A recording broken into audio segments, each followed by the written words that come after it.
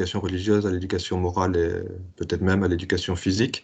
Donc on est dans la plupart des pays, donc au moins en France, on est tenu par les inspections à exiger de chaque enfant un niveau académique d'un point de vue intellectuel qui n'est pas toujours adapté à l'enfant, hein. Il y a des enfants où ça peut être très rapide d'inculquer des notions et d'autres où ça sera plus laborieux parce qu'ils ne sont peut-être pas faits pour ça.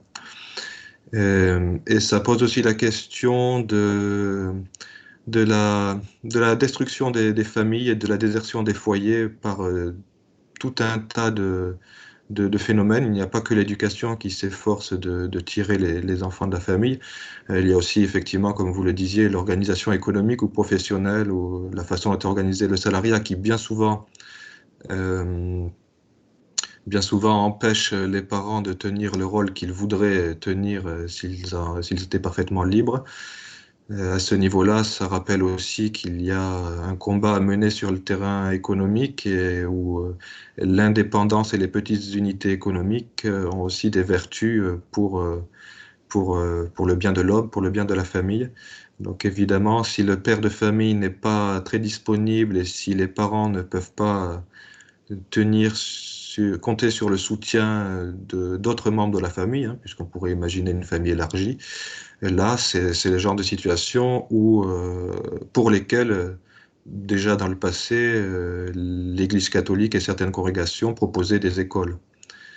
Euh, c'est-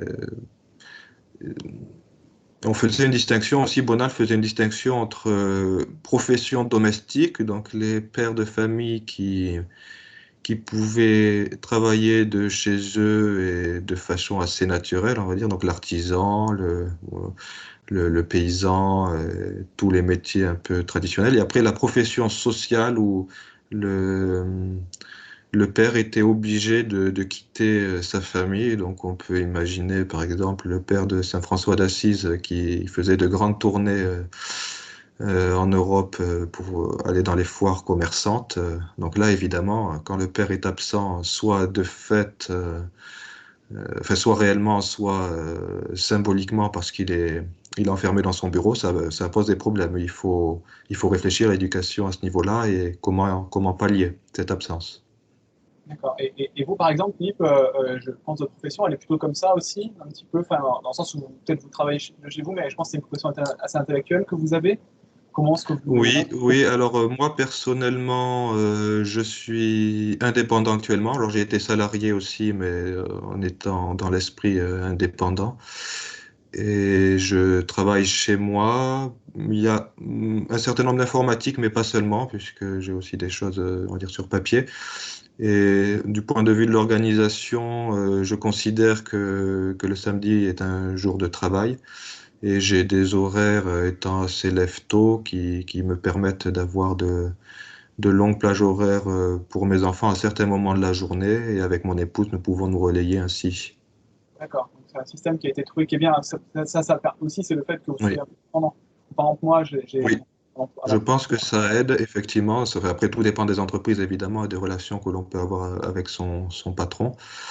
Et puis, le cadre de vie joue beaucoup, effectivement, hein. Si à la campagne, c'est sans doute plus facile. Euh, déjà d'avoir beaucoup d'enfants et ensuite de veiller à les élever soi-même le plus possible, puisqu'ils ont une cour de récréation toute trouvée autour de la maison, alors que dans les milieux urbains où il faut toujours sortir avec les enfants et où chaque promenade est une expédition, ça prend plus de temps aussi, donc c'est des éléments à prendre en compte. Ok. Ça, je comprends. Merci beaucoup pour ce. Enfin, je comprends que c'est difficile d'éduquer les enfants à la maison aujourd'hui. C'est plus dur qu'avant, mais c'est un beau défi. Moi, ce que je m'interroge aussi, une deuxième chose, c'est que je pense qu'on parle beaucoup des parents dans l'éducation, le rôle de l'éducation des enfants, mais en fait, je pense qu'il y a aussi d'autres éducateurs autour, mais des éducateurs qui sont je dirais,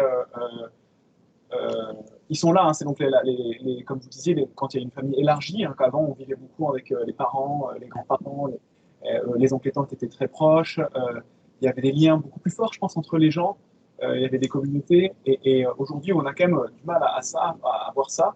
À nous, par exemple, voilà, moi je dis, même je pense Paul, on est dans le même cas que moi, hein, mais on vit au Japon, on a un voisinage qu'on connaît très peu, de liens sociaux. qui encore plus depuis le corona, sont affaiblis, parce que les Japonais sont très sensibles à ça. Du coup, moi, je me vois être l'éducateur principal de mes enfants, mais pour moi, il faut quand même d'autres exemples parce que on n'est pas toujours prophète chez soi. C'est-à-dire que voilà, on n'écoute pas un prêtre, un grand-père, un oncle, de la même façon qu'on écoute un père. Est-ce que vous, vous avez des conseils un peu pour, ben pour voilà, peut-être pour créer des liens un peu comme ça avec, entre les enfants et les éducateurs, voilà, des expériences à partager là-dessus, Philippe? Ou pas.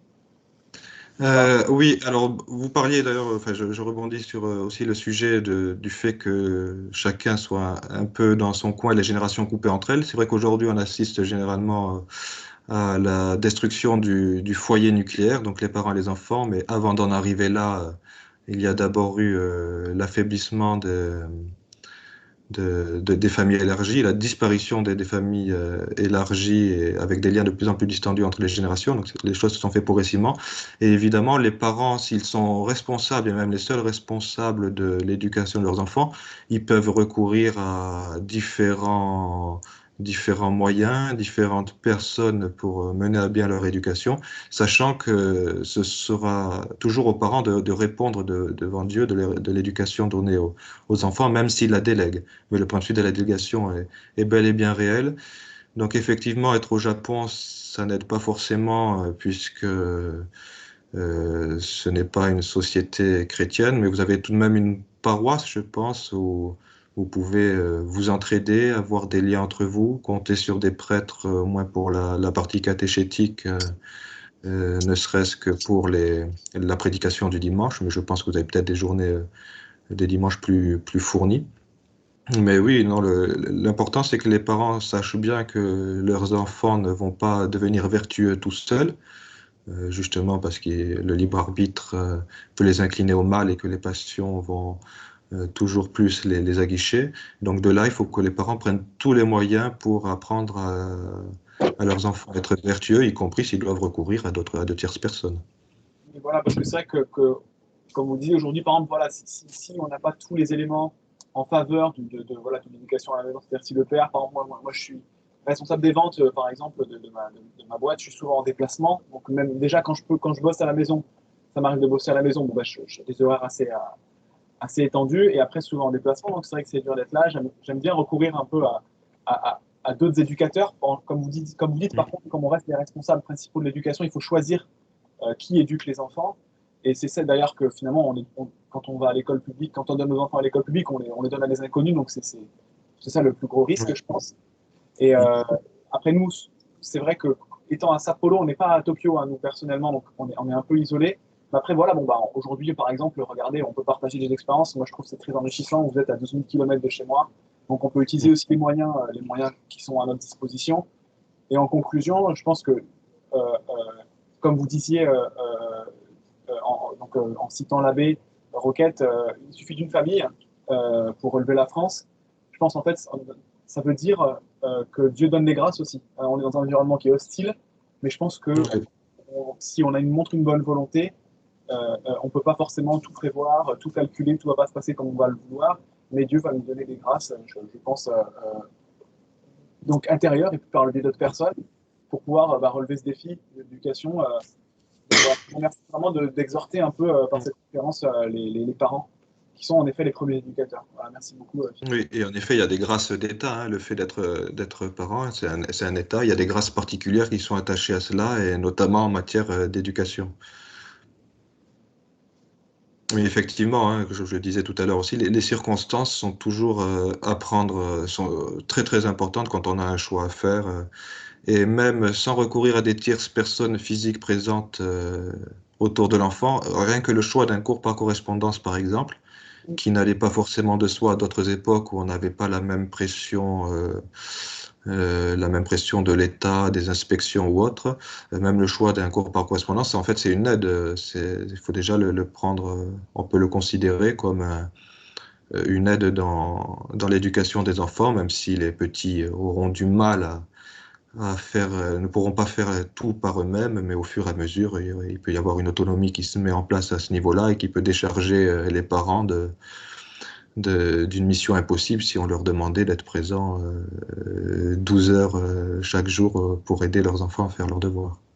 Non, tout à fait. Ok, bah, écoutez, non, merci, merci pour cette intervention. Moi, c'est, enfin, voilà, vous avez bien répondu à mes questions et on va dire que, enfin, en tout cas, moi, vous m'avez motivé, quoi. Parce que nous, on est sur le point, je pense que vous le savez, on est sur le point, nous, de, voilà, de déscolariser nos enfants sur l'école japonaise, qui est un peu plus sérieuse que l'école française, j'ai trouvé, à Mm. certains points, mais ça reste une école publique. Quand on voit les textes aujourd'hui que nos enfants étudient, voilà, avec des robots qui ont des sentiments, avec, voilà, on n'est pas encore sur comment dire ça? Il n'y a pas les mêmes principes, les principes de l'éducation ne sont pas ceux de l'éducation chrétienne. Oui, Non, voilà, quoi qu'il c'est arrive, juste. en fait, on voit qu'il y a un trou, et ça crée, quoi qu'il arrive, en fait, même si on n'a pas encore l'exaltation de l'homosexualité, etc., Oui, qui déstabilise encore plus les enfants, je pense, en France, on n'a pas encore ça, ça vient, mais on voit que les enfants, de façon japonais, à l'âge adulte, pètent complètement les plombs, parce qu'ils ne savent pas pourquoi, en fait, ils ont une charge sociale, une responsabilité, etc. Il y a là aucune existence naturelle. Donc, en effet, comme vous dites, je pense que c'est urgent, en fait, c'est un devoir des parents, c'est difficile, parce qu'il y a une pression sociale quand même, où qu'on soit. Euh, mais franchement, il faut le faire, hein, en effet. Voilà, tous les parents, je pense qu'il faut le faire. Ouais, La facilité qu'on a ici, c'est que comme on est étranger, on a moins la pression en sociale. effet. la santé moins directement que des Japonais. C'est ça. Donc, voilà, c'est ça, ouais. Et on peut toujours dire que c'est pas notre pays, donc comment dire, les enfants sont moins influencés par ce qu'ils voient. Par la société ambiante. Exactement. Oui, oui, c'est vrai. Physiquement, on est différent. Oui, voilà, tout à fait. Non, c'est intéressant. Euh, Et j'avais une question parce que en fait, j'ai parlé donc aussi de l'école à la maison à certaines familles japonaises ici. Et bon, et donc c'est complètement euh, pour un japonais, c'est complètement différent que pour nous, hein, parce qu'on est habitué, disons, dans notre histoire, et puis c'est un problème récurrent. Et puis dans le monde anglo-saxon, je crois qu'aux États-Unis, par exemple, c'est quand même encore beaucoup plus courant qu'ici. Oui, même si je crois que ça dépend des États, il y a quand même des disparités Il y a des grandes disparités. selon les lieux. Tout à fait, tout à fait. Mais on a par exemple des paroissiens américains où chez eux, c'est certainement plus une majorité comme à l'époque, mais enfin les parents, ils ont quand même la main sur l'éducation et dans certains États ruraux, c'est quand même La présent. norme. Et bon, bref, et donc ces Japonais, pour eux, donc ça les était très intéressés, mais ils ne voyaient vraiment pas comment c'était possible. parce que moi, oui, en fait, je rebondis, hein, Pour parce eux, hein, que, pour les Japonais. ouais, parce que, en fait, moi j'ai mes enfants, ils sont à l'école japonaise tous les trois aujourd'hui. Et là, j'ai enlevé ma petite par exemple, du jardin d'enfant. Donc, c'est quand même relativement soft, hein, déjà. Mais les gens m'ont regardé, les profs m'ont regardé avec des yeux, ils n'ont jamais entendu ça, quoi. Parce qu'en fait, les enfants, et je les ai demandé, moi, en effet, et en effet, les enfants, il y a des dispositifs d'école à la maison au Japon. L'école est obligatoire, normalement, c'est obligatoire de scolariser son enfant au Japon. Il y a des dispositifs d'école à la maison, mais c'est pour des enfants qui ont des problèmes. En fait, ça, c'est pour les, par exemple, les hikikomori, donc les enfants qui ont des problèmes sociaux, qui n'arrivent pas à sortir de leur chambre, des enfants qui ont des problèmes de mobilité, qui sont handicapés moteurs, ou des enfants qui habitent trop loin des écoles, ce qui est quand même assez rare. Je pense que les adultes n'hésitent pas à envoyer les enfants en internat au Japon, parce qu'ils ne s'occupent pas beaucoup de leurs enfants. Donc en effet, je pense que c'est très dur pour un Japonais d'enlever un enfant de l'école. Oui, Voilà. s'il n'y a personne autour de lui, effectivement, c'est un fossé par-dessus lequel sauter. Et c'est d'ailleurs pour ça que les régimes modernes sont toujours passés par la coercition et l'obligation pour mettre tout le monde à l'école, puisque à ce moment-là, c'était presque, à une autre époque, c'était quasiment l'inverse. C'était pourquoi ne pas garder les enfants chez soi. Puis après, malheureusement, on s'est habitué, et des sociétés entières se sont habituées à mettre leurs enfants à l'école publique la plus proche sans regarder de plus près. Et c'est très difficile de revenir en arrière. Oui. Voilà. Là, c'est la pression sociale. Et effectivement, je pense que le Japon est une société où il est difficile de se démarquer de son voisin. Non, c'est sûr. Donc après, ouais, bah, ça, je pense qu'il faut. Je sais pas trop, du coup, Paul, comment ça se passe sur ces parents-là. Eux, voilà, est-ce que vous êtes tombés enfin, en face d'un mur, quoi, finalement. Non, non, ça m'intéresse beaucoup, mais pour l'instant, concrètement, ils ne voient pas trop comment. Et puis, bon, autre chose aussi, bon, c'est aussi d'un point de vue, disons, eux, ils sont pas très conformistes, donc je pense que sur cet aspect-là, ça les en. Ils sont très. Enfin, c'est rare hein, au Japon, mais cette famille-là en particulier, ils ne sont pas trop soumis à ça, puisqu'ils sont assez indépendants aussi de l'hôpital. Mais aussi, ils ne voient pas du tout oui, ça demanderait des gros changements de mode de vie. Et puis, il y a aussi le fait qu'il n'y a pas euh, de contenu d'enseignement en japonais. Donc, il faut tout de suite prendre un cours en Oui, anglais, par exemple. Enfin, donc, ça, il y a d'autres complications, quoi. Non, c'est vrai. Ou après, voilà, c'est carrément envoyer son enfant en internat dans une école religieuse, hein, comme avait fait, Et à l'étranger. mais à l'étranger. Voilà, oui, toujours, en effet. C'est vrai que là, au Japon, on est sur. mais c'est une île, Ouais, c'est plus c'est ça, difficile. exactement. Avec que des. D'accord. Non, mais Après, dans tous les cas, les parents, et, enfin, je suppose qu'ils s'intéressent quand même déjà à ce que font leurs enfants à l'école et peuvent vérifier s'il n'y a rien de, enfin, s'il y a des choses à reprendre, puisque généralement les changements se font pas de façon très brutale, mais progressivement. Et même en France, hein, tout ne s'est pas fait d'un seul coup, et il faut parfois veiller au grain, puisque il y a des choses qui peuvent avoir changé et dont on ne peut pas avoir idée si on n'est pas le nez devant. Et je pense que je ne sais pas depuis combien de temps vous êtes au Japon, mais ne serait-ce qu'en 10 ans, en France, il y a déjà beaucoup de choses qui ont changé dans les programmes, et ça ne va jamais dans le bon sens. ouais, non, c'est vrai que je pense qu'on est là-dessus au Japon, hein. Enfin, Ça va vite. on a peut-être pas assez de recul, Très nous. progressif, souvent. Et puis, le principe, alors que c'était pas vrai avant-guerre, le principe, c'est-à-dire qu'aujourd'hui, il y a quelques inerties naturelles, disons, mais le principe est complètement démocratique. Oui, oui, de toute façon, Ce qui n'était pas le cas avant-guerre. c'est vrai. Après, il y avait. Oui, oui, voilà. Il y avait une. Ouais, il y a, même avant, et puis avant le Corona, là, ça a changé avec le Corona beaucoup, hein. Vraiment, je pense que le Japon. Moi, je me rappelle avoir eu avoir des événements sportifs, par exemple, où tout le monde était là, qui avait des très bien organisés entre petits et grands de l'école, où il y a vraiment enfin, ça me faisait penser à des kermesses je sais pas, de 60 ans, comme on peut imaginer en France, où il y a vraiment un lien social qui était important, mais tout ça avec le Corona, c'est terminé, donc en fait, Disparu. voilà, ouais, c'est disparu, donc il n'y a même plus de. Côté corps, quoi. Ouais, exactement, ouais, ce côté corps, un peu, il n'y a même plus, donc enfin, je pense que là, voilà, c'est fini, hein. Après, il ne faut pas oublier que le système éducatif japonais, quand même, a été inspiré par le système français pendant la Meiji. Oui, Oui, oui, ouais, très ouais, républicain. Ouais, La scolarisation obligatoire. Oui, en fait, je pense qu'il faudrait dire napoléonien. Je pense que globalement, le système d'enseignement public qu'il y a dans le monde entier, c'est un modèle napoléonien universalisé et rendu obligatoire et qui s'adresse à des âges beaucoup plus étendus. non, c'est clair. Donc c'est dur de se débarrasser de ça, de donner son enfant le discernement aussi. Mais, mais bon, moi je vois, hein, en étant, par exemple, Avec plusieurs familles, on se soutient. oui, bon, les plusieurs familles, on se soutient. Après, moi, on va essayer d'enlever nos enfants de l'école, mais moi, je vois par exemple mon grand qui est au collège, qui me fait montrer des textes des fois sur l'évolution, et tout de suite, il voit ce qui est idiot, quoi. Mais on le leur met, hein, donc, en effet, s'il n'y a pas un travail, finalement, ce que je vois, c'est que garder son enfant à l'école, il y a un travail de déconstruction qui va être effectué soit par le père, soit par les parents, soit par l'enfant, comme nous, on l'a tous fait, je pense, parce qu'on est on est tous à l'école républicaine, qui va être à faire. Et finalement, c'est plus un problème qu'autre chose.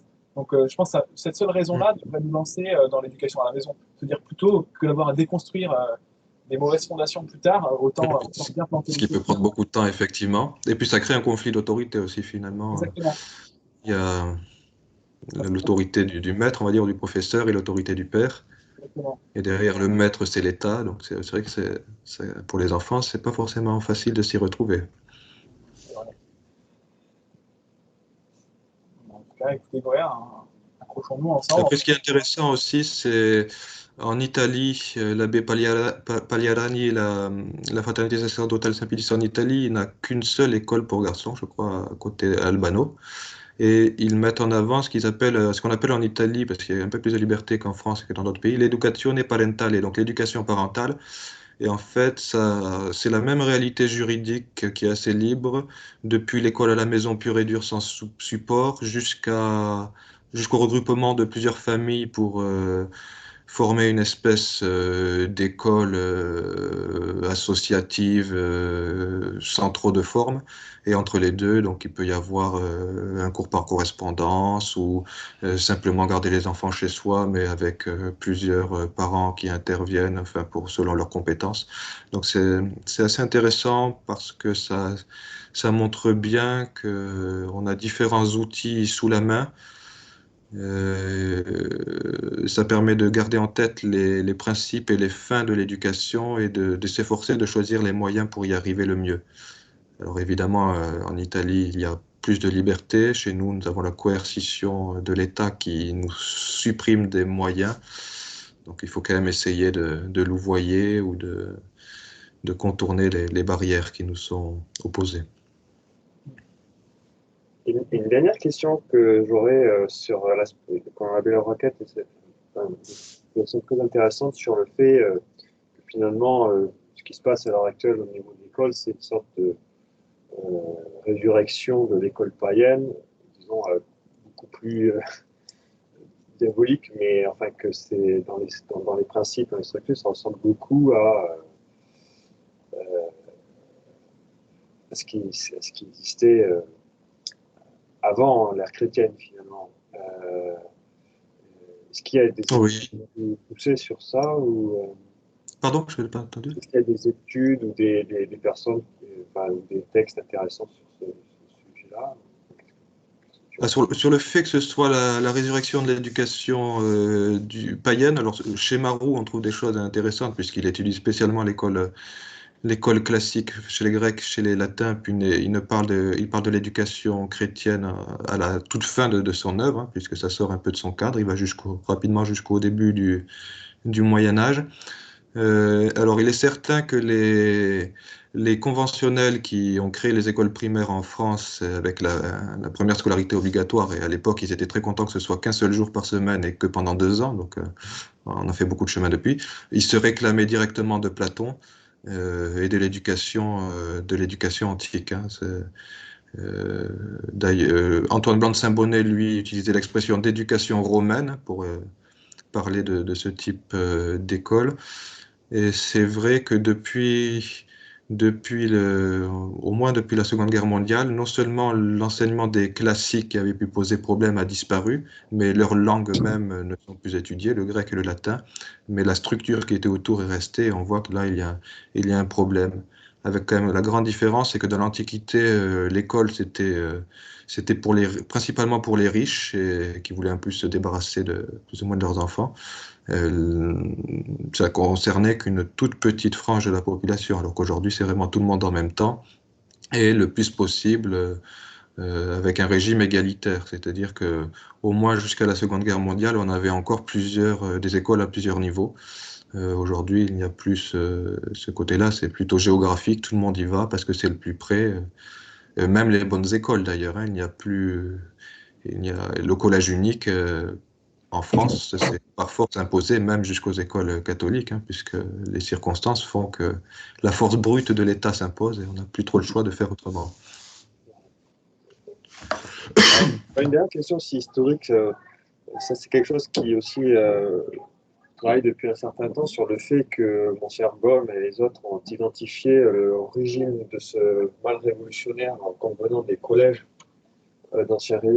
qui pouvaient exister pendant la modernité, et en particulier aussi dans des collèges jésuites, avec ce paradoxe que effectivement il y a beaucoup de révolutionnaires sont sortis de là, et même après la Révolution, et qu'en même temps, ça a été l'ordre jésuite a été l'ordre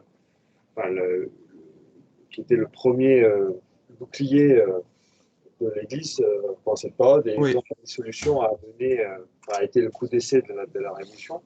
Comment expliquer le fait que, alors, soit ce paradoxe ou le fait que à l'époque, il n'y ait pas eu je sais pas, de conscience du risque à la fois du collège, mais bon, et aussi de ce débat d'enseigner quand même les classiques, peut-être au profit, parce qu'on sait très bien que sous Charlemagne, au Moyen-Âge, on apprenait, en apprenant plus ou moins par cœur la Bible, en fait, hein, les psaumes, etc.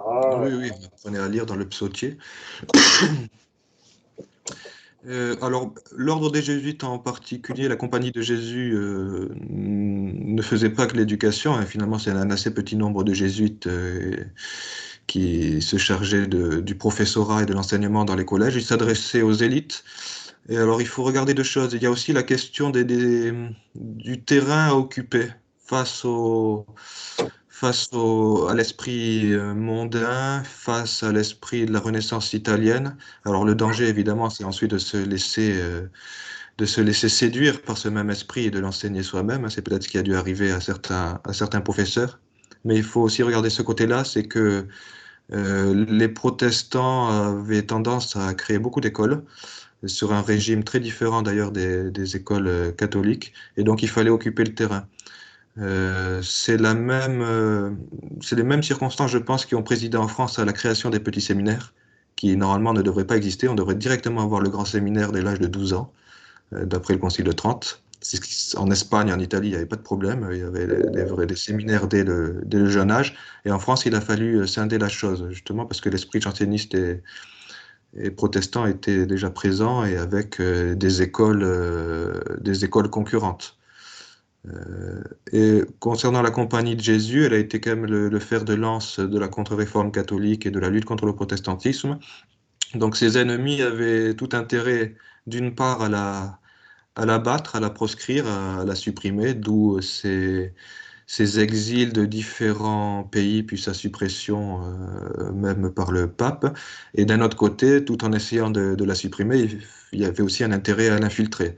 Et je pense que c'est les deux méthodes qui ont été employées pour essayer de la mettre à mal. Et ça a assez bien réussi, hein, puisque la Révolution française s'est déroulée à un moment où la Compagnie de Jésus était supprimée, hein. C'est que Léon XII qui va la rétablir juste après l'époque de la Restauration en France. Et pour ce qui est du risque représenté par l'étude des classiques et par la structure même du collège, euh, alors au XIXe siècle, évidemment, on commence à en parler beaucoup. Mais il est très probable que si on dépouillait vraiment énormément de témoignages et d'écrits de l'Ancien Régime, on aurait déjà des, des réflexions en ce sens, même si avant la Révolution française, on pouvait toujours dire vous vous trompez, parce que précisément le conventionnel du COS, en présentant la loi qui institue les écoles primaires, donne l'exemple de Montaigne et cite qui est allé au collège et dit voilà, si tous les nobles étaient allés au collège comme Montaigne, tous les nobles seraient de bons citoyens. Donc, ce qui veut dire qu'à l'époque, il y a quand même beaucoup de nobles qui n'étaient pas de bons citoyens, qui n'étaient pas passés par le collège, et peut-être qui venaient de familles qui ne voulaient pas passer par le collège. Donc, il y avait quand même une conscience de ces faits. Il y a Charles Nodier, qui est un personnage assez trouble, puisqu'il a été officiellement royaliste. Il s'est même occupé d'un journal ultra-royaliste pendant la Restauration, mais à côté de ça, il a créé un rite maçonnique nouveau. Il est assez spécial. Et il a écrit quelque chose d'intéressant, lui-même est un franc-maçon. La République et la Révolution ne sont que l'ensemble des idées de collège appliquées à la société entière. Et on a aussi différents révolutionnaires, mais là aussi du 19e siècle, comme Orsini, qui disait oui, les sociétés secrètes recrutent dans les collèges. Et lui-même était un Carbonaro. Donc, il y avait quand même une certaine conscience des faits, mais trop tard. Et d'ailleurs, sur certains gouvernements, l'expulsion des jésuites a pu être, motivée par les infiltrations qu'il y avait, ou au moins les tentatives d'infiltration. Très bien. Merci. Merci pour la réponse. Euh, Peut-être quelqu'un aurait une dernière question? D'accord. Bon, bah, très bien. Je propose de s'arrêter là s'il n'y a pas d'autres questions. Merci. Merci encore, Stéphanie. Hein, mais je ne sais pas si quelque chose. Je peux me permettre une dernière question? Bien sûr, bien sûr, bien sûr. Oui. Je me demandais qu'est-ce que vous répondez.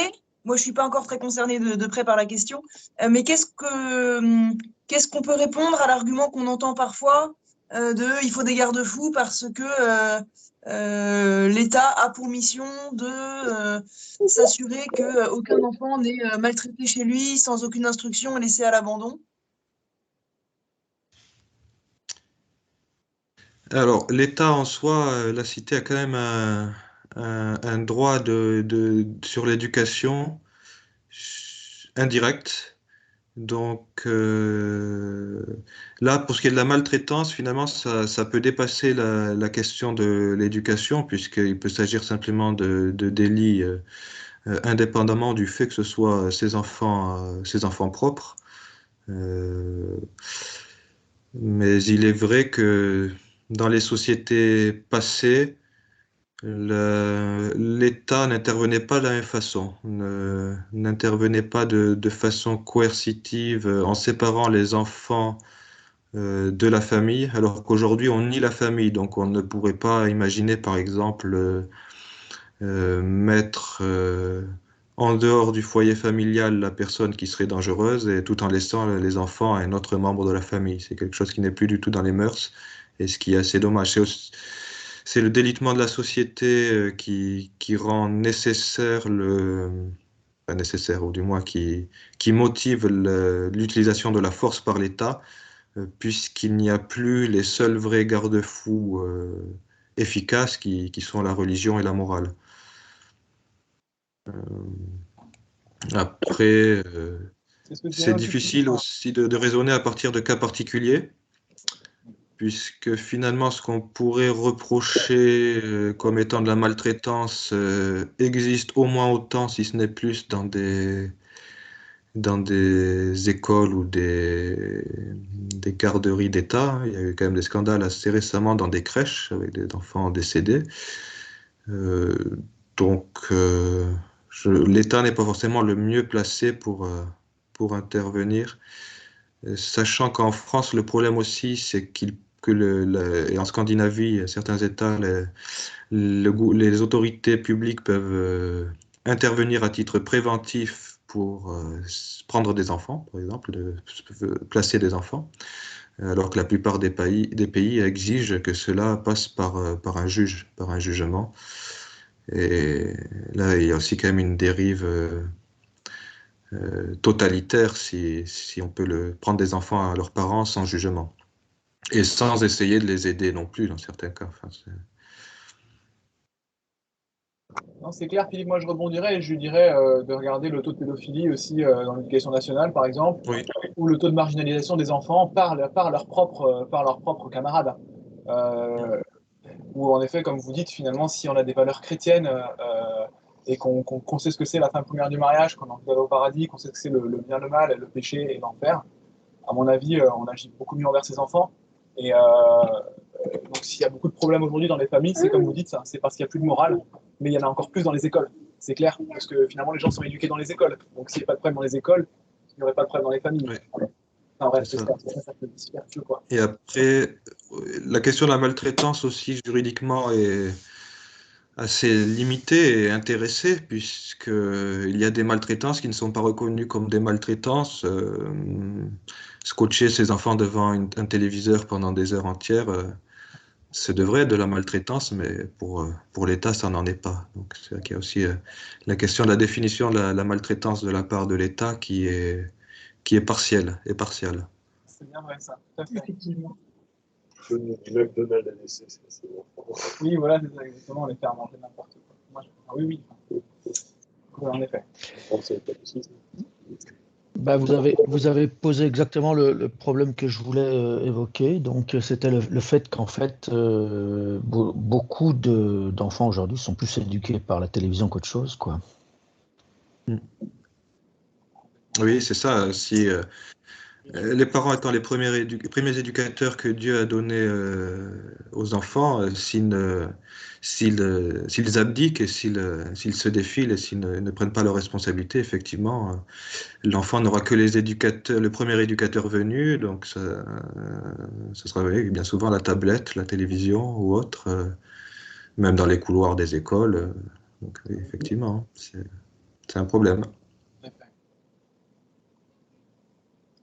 Et bientôt, là, je crois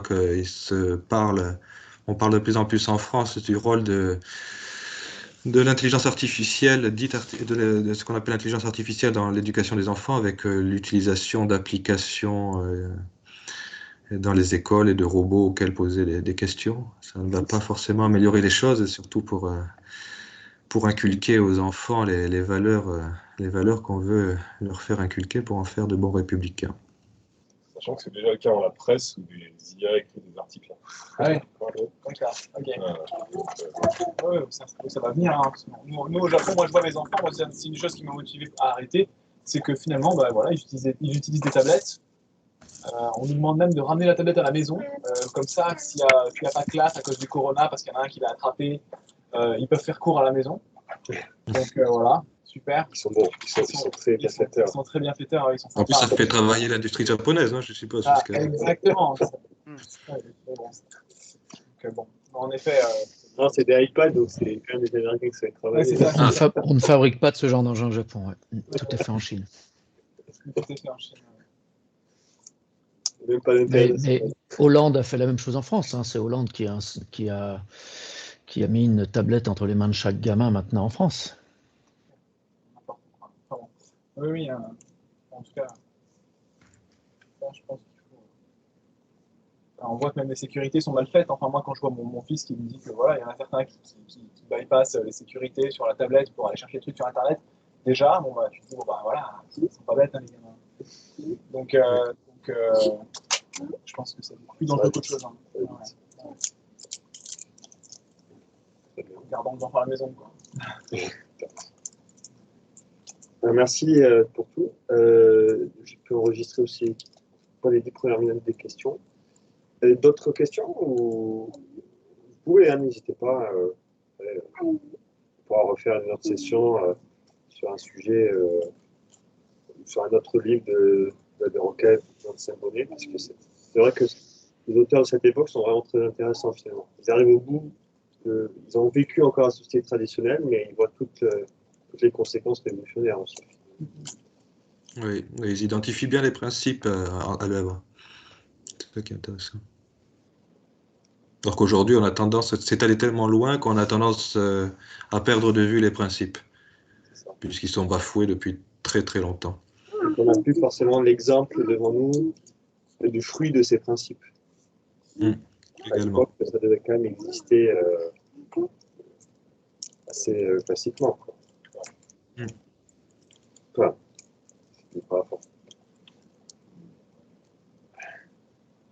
Non, mais plus on s'éloigne du principe, plus c'est compliqué, et plus l'inertie est finalement faible. Les choses changent très vite maintenant parce qu'on s'éloigne de plus en plus du principe. On n'a plus rien à quoi se raconter. Exactement, donc c'est encore. Très bien. Et donc, s'il n'y a pas d'autres questions, je propose de conclure par une courte prière. Père, du Fils et du Saint-Esprit, ainsi soit-il. Sous votre miséricorde, nous nous réfugions, Mère de Dieu, nos prières, ne nous méprisez pas dans les nécessités, et du danger, délivrez-nous, Saint Pur, seul béni, ainsi soit-il. Ainsi soit-il. Père, du Fils et du Saint-Esprit. Ainsi soit-il. Donc, merci encore, hein, Philippe, c'était vraiment très très bien. Merci à refaire. Et puis, pour le programme des prochains mois, je vous enverrai un message prochainement. Et Oui. passe. Oui, parce que j'en ai manqué, donc c'est surtout pour les programmes de, comment ça s'appelle,